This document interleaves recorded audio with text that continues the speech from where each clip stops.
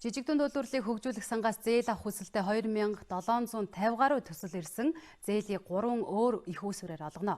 300 саяас дээш санхүүжилт хүссэн аж ахуй нэгж иргэдэд удахгүй зээлийг нь олгож эхэлнэ. За энэ тухай мэдээллийг бид хөдөө аж ахуйн болонд онцолж байна. Шууд мэдээллийн эфирт Сүхбаатар ажиллаж байна.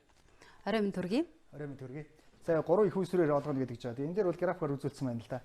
Жижиг дунд үйлдвэрлэл одоо хөгжүүлэх санд нийт 47 тэрбум төгрөг улсын төсөөд хүрсэн. Тэгээ аймагт эндээс 47 тэрбумээс аймаг болгонд 1 тэрбум төгрөг.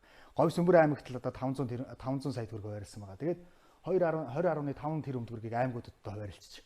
Тэгээд банкар одоо 13.5 одоо бас тэрбум төгрөгийг өгөхөөр одоо шийдвэрлсэн. За жижиг дунд үйлдвэрлэлийн сангаас урдныхаа нөгөө олгодог зарчмаараа одоо бас 13 тэрбум төгрөг олгохоор ингэж одоо яригдж байгаа. За хоёр дахь графикыг одоо үзвэл энэ дээр бас илүү тодорхой болгоно. За банкар одоо яаж олгож байгаа тухай.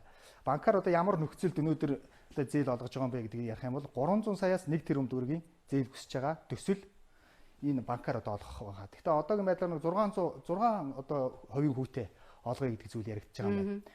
Эхлээ 8% гэнтэр гэж ярьжсэн бол одоо тэгтээ бол хөдөө аж ахуйн одоохондоо тогтоог хөдөө аж ахуйн яам одоо одоогийн байдлаар бол яаж чинь гэрээ одоо хийгдээ явж байгаа юм байна. Мөн одоо орон нутгад тэрбум төгрөгийн одоо мөнгө өгсөн байгаа гэдэг жийсэн. Орон нутгаас шалгарсан төсөл бол одоо банкар бас дамжуулж авах нь. Одоо 6% хүүгээр одоо бас авах нь шүү дээ. Харин жижиг дунд үйлдвэрлэлээс нь олгох 13 тэрбум төгрөгийн ингээд төсөл яригдсан. Энэ бол одоо 3% хүүтэй олгохоор байгаа.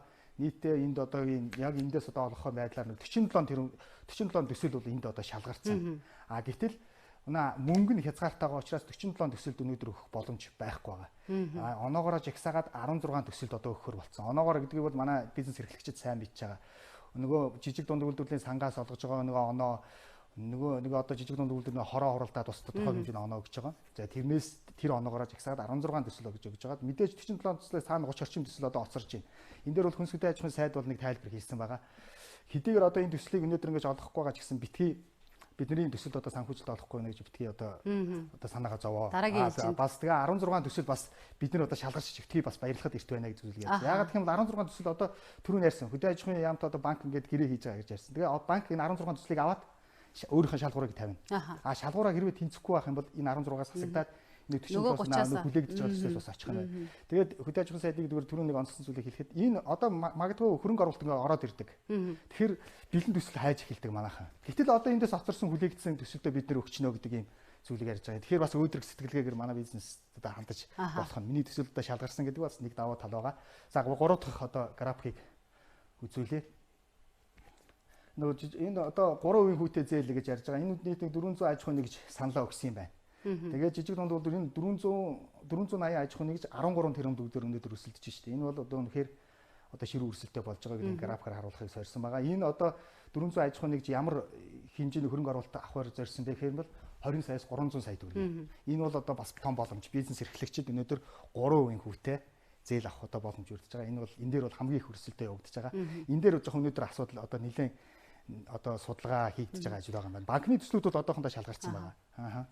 Эцэлэгдэг асуудлууд бол яг энэ дээр. Яг одоо энэ төсөл бол өнөөдөр эцэлэгдэг байгаа. Жижиг дунд үйлдвэрлэлээс өнөөдөр ямар төсөл авах нь яг өнөөдөр хүлээгдэж байж байгаа. Энээс албаны хүний яриаг одоо хүргэе.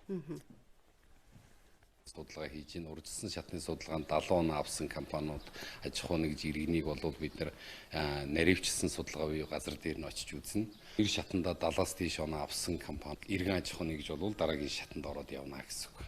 Хороо руу орж хилцэгдэнэ гэсэн.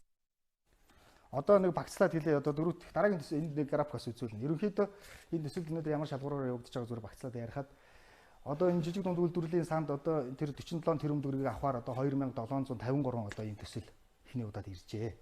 За тэгээ нийслэлд игдсэн байгаа нь бол одоо жижиг дунд үйлдвэрлэлийн санд өөрөөр хэлбэл 3% хүүтэй зээл авахаар хүсэлтэй ирсэн ийм 1411 санал. Энэ гэхдээ тооны наан цааны бас асуудал гэж магадгүй шүү. Сайтлал нь ороход бол их тодорхой байгаа.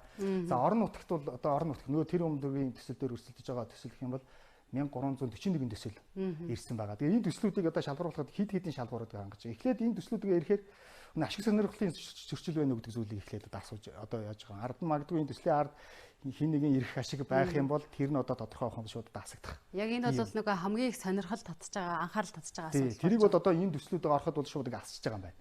Тийм учраас одоо асагч байгаа. Тэрний энэ асагдсны дараа 10 12 хийж бүрдэл аж ахуй нэгж 14 хийж бүрдлийг одоо бас шалгаж байгаа. 10 энэ хийж бүрдэлдээ манай бизнес эрхлэгчид бас их анхаарах хэрэгтэй юм байлээ. Ягаад гэх юм бол энэ иргэн аж ахуй нэгж өнөөдөр ямар нэгэн зээлтэй байх юм бол эцэст хамрагдах боломжгүй. Магадгүй аж ахуй нэгжүүд өнөөдөр юунда тавьсан одоо ойбстой тавьсан зурагт үзэж байгаа зурагтайхын төлбөрийг хүртэл төлөөгүй байх юм бол тэр хасагдж байгаа. Ийм нарийн зүйлүүдэд яригдж байгаа. Мөн аж ахуй нэгжүүд өөрөө нууцлалынхаа зэрэглэлийг бид энэ төслийг олон нийтэд танилцуулна гэсэн юм мэдгэлээ өөрөө бичиж өгөхгүй бол бас хасагдж байгаа. Энэ мэт одоо анхаарал татж байгаа зүйлүүд байгаа. Одоо яриаг хүргэе. 1411 хүсэлт ирсэн сан дээр зөвхөн сан дээр тэрийг одоо судалж дараагийн шат руу явуулахад биднэрт нэгдүгээр маш олон төрлийн мэдээллийг нягтлах, шалгах тэр болгоныг одоо баталгаатай болгох юм шаардлага байна нэгдүгээр. Хоёрдугаар урдны шатнаас хасагдсан одоо шалгуур хангаагүй аж ахуй нэгж иргэдээс маш их гомдол ирж байна. Энэ дээр ажиллах шаардлага маш их үүсэж байна. 3 их үүсвэрээр олгож байгаа энэ зээлийн одоо шалгаруулалт нь одоо яг эцэслэгдээ дууссан гэсэн үг үү? Оролцож болно гэсэн үг үү? Одоо ер нь бол дуусаагүй. Одоо ямар ч зээл, ямар ч аж ахуй нэгж банкарч дээр альгаар нэг олгосон байгаа. Одоо банктаа бол хөдөө аж ахуй яам хилцээрийн төвшөнд явж байна. Нөгөө жижиг дунд үйлдвэрээс 3% хүүтэй зээлэг бол одоо судалж байна. Орон нутгийнх бол одоо нэгтгэж байгаа гэсэн юм хариу өгсөн. Баярлалаа. За баярлалаа. За өнөөдөр бид хөдөө аж ахуйн болондоо жижиг дунд үйлдвэрлэлтэй холбоотой энэ төсөлтэй холбоотой шалгаруулалттай холбоотой мэдээллүүдийг хүргэсэн. Одоо харин зарим бусад мэдээллийг бас графикт нэгтгэснийг харуулъя.